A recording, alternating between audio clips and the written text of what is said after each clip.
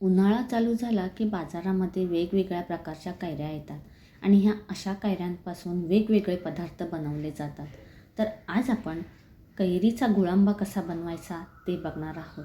नमस्कार, सानिकाज किचनमध्ये तुमचं स्वागत आहे. आज आपण कैरीचा आंबट गोड गुळांबा कसा बनवायचा ते बघणार आहोत. चला तर मग लगेचच व्हिडिओला सुरुवात करूया. गुळांबा बनवण्यासाठी इथे मी अर्धा किलो तोतापुरी कैरी घेतली आहे. ही कैरी कमी आंबट असते, त्याच्यामुळे आपल्याला अशी कमी आंबट असलेली कैरी वापरायची. कैऱ्या घेताना त्या अशा कडक घ्या, मऊ झालेल्या घेऊ नका. आता ह्या कैऱ्या मी सगळ्या सोलून घेतलेल्या आहेत. आता ह्यांना किसायला घेऊया. आता कैऱ्या किसण्यासाठी इथे मी किसणी घेतली आहे. आता ह्या किसणीवर आपल्याला ही कैरी अशा प्रकारे घासून घ्यायची आहे आणि त्याचा किस काढून घ्यायचा आहे. तुम्हाला दाखवते, हे बघा, असं आपल्याला कैरीचा किस करून घ्यायचा आहे. अशाच प्रकारे आपण ही सगळी कैरी किसून घेऊया. हे बघा, कैरी किसून झाली आणि त्याच्या आतमधली जी कोय असते किंवा बाटा असतो तो आपल्याला टाकून द्यायचा आहे. हे बघा, इथे आपल्या सगळ्या कैऱ्या किसून झाल्या आणि अशा प्रकारे आपला कैरीचा किस तयार झालेला आहे. लगेचच बनवायला घेऊया. आता अर्धा किलो कैरीसाठी मी 400 ग्राम गूळ घेतला. इथे बघा, मी 2 प्रकारचे गूळ वापरणार आहे. हा काळ्या रंगाचा गूळ मी 200 ग्राम घेतला आणि केशरी रंगाचा गूळसुद्धा मी 200 ग्रामच घेतलेला आहे.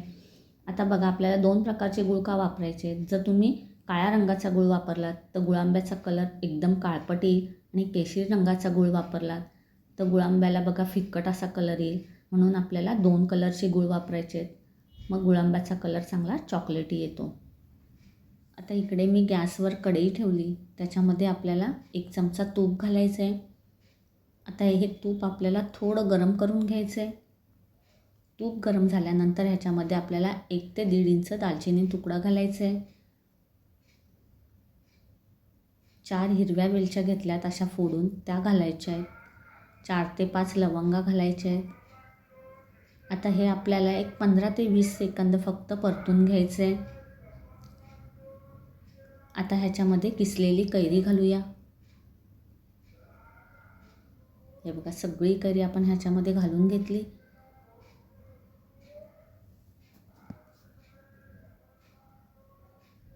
हे बघा, सगळा किस ह्याच्यामध्ये घालून झाला. आता मध्यम आचेवर 2 ते 3 मिनिट ह्याला चांगलं तुपामध्ये परतून घ्यायचं आहे. हे बघा, 2-3 मिनिट मी ह्याला चांगलं परतून घेतलं. आता ह्याच्यामध्ये आपल्याला गूळ घालायचं आहे. आता जे आपण दोन्ही प्रकारचे गूळ घेतलेत ते ह्याच्यामध्ये घालून घेऊया.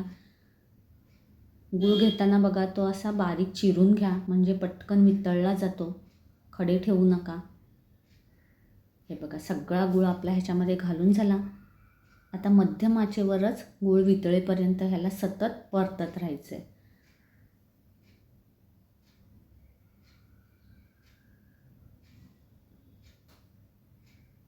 हे बघा, मध्यम आचेवर 3 ते 4 मिनटातच गूळ चांगलं वितळलेलं आहे.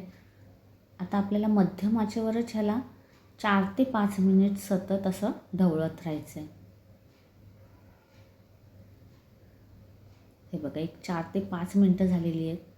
पण बघा, अजून हे पातळच आहे, घट्ट झालेलं नाही आहे. अजून आपल्याला एक 4 ते 5 मिनिट मध्यम आचेवरच ह्याला चांगलं शिजवून घ्यायचं आहे.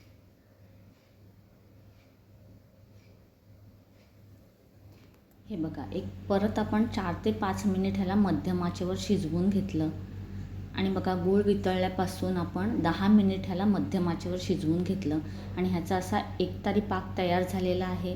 आता बघा, थोडासा पाक आपल्याला काविलतावर घ्यायचं आहे आणि एक 15 सेकंद थांबायचं आहे आणि मग आपल्या बोटाला लावून घ्यायचं आहे. हे बघा, असा एकतारी पाक आपला तयार झाला पाहिजे. एकतारी पाक होईपर्यंतच आपल्याला हे मिश्रण शिजवून घ्यायचं आहे. हे बघा, आपला हा एकतारी पाक तयार झाला. आता इथे आपल्याला गॅस बंद करायचं आहे आणि एवढंच मिश्रण आपल्याला घट्ट ठेवायचं आहे. ह्याच्यापेक्षा जास्त घट्ट ठेवायचं नाही आहे. आता गॅस बंद करायचं आहे आणि ह्याला संपूर्ण थंड करून घ्यायचं आहे. थंड करताना आपल्याला ह्याच्यावर झाकण ठेवायचं नाही आहे, नाहीतर झाकणाला बघा परत पाणी सुटेल आणि ते पाणी ह्या मिश्रणात पडेल आणि मग हे मिश्रण पातळ होईल आणि वर्षभर गुळांबा टिकणार नाही. हा बघा, आता हा गुळांबा संपूर्ण थंड झाला आणि थंड झाल्यानंतर बघा थोडासा घट्टसुद्धा झालेला आहे आणि आपण ह्याच्यामध्ये 2 प्रकारचे गूळ वापरले, त्याच्यामुळे बघा गुळांब्याला मस्त असा चॉकलेटी रंग आलेला आहे. आता ह्याला बरणीत भरून घेऊया. आता इथे मी या काचेच्या बरणीमध्ये ह्याला भरून घेते. काचेच्या बरणीमध्ये भरण्याआधी आपल्याला बरणी स्वच्छ धुवून पुसून उन्हामध्ये वाळवून घ्यायची आहे. तिच्यामध्ये बघा अजिबात पाणी राहता कामा नये. जर पाणी राहिलं बरणीमध्ये, पाण्याचा हात लागला तर गुळांबा खराब होईल, त्याला बुरशी येईल. तर असा गुळांबा एकदा बनवा आणि मस्त वर्षभर खा. तुम्हाला जर गुळांबा वर्षभर टिकवायचा असेल तर त्याला अजिबात पाण्याचा स्पर्श करू नका. जर त्याला पाण्याचा स्पर्श झाला तर गुळांब्याला बघा बुरशी येते आणि मग तो वर्षभर टिकत नाही. त्याच्यामुळे पाण्यापासून त्याला लांबच ठेवा. तर मग आजचा व्हिडिओ तुम्हाला आवडला असेल तर व्हिडिओला लाईक करा, शेअर करा आणि असेच छान छान पदार्थ पाहण्यासाठी सानिकाज किचनवर जर नवीन असाल तर नक्की सबस्क्राईब करा. भेटूया अशाच एका वेगळ्या व्हिडिओमध्ये. तोपर्यंत धन्यवाद.